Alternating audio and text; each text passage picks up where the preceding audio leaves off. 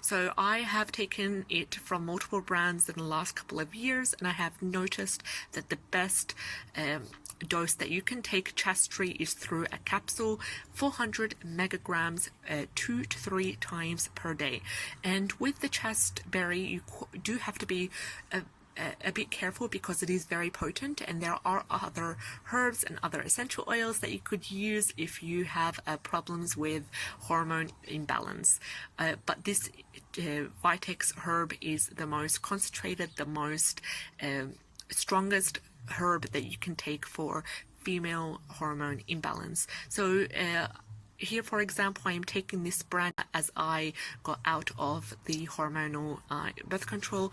I wanted something natural to help regulate my hormones and to help get everything back into balance.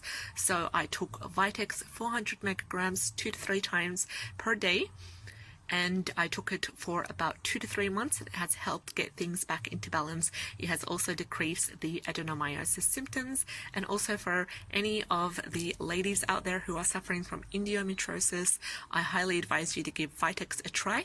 With Vitex, you do need to be careful because you do need to stick to the dose, because for example here, this one capsule contains 320 megagrams, which I have taken only once per day for the first 2 to 3 weeks, and then I doubled it afterwards. But the best dose that I have found from research, is also from personal experience, is 400 megagrams per day, times it by 2 to 3 times per day, and hopefully by the end of the 3 months that you have been using Vitex, you will notice amazing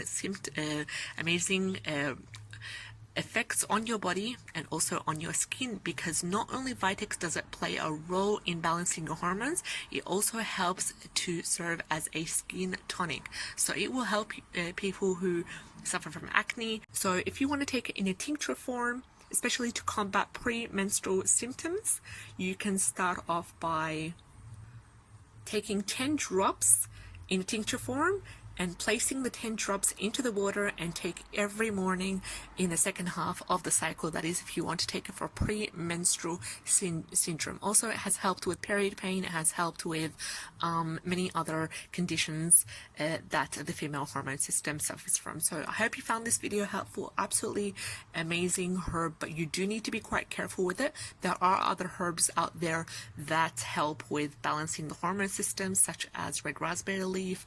Also, another one is the hormone balancing red clover that we've talked about in the previous videos. I will link the playlist that I've talked about different herbs that have helped the female hormone system.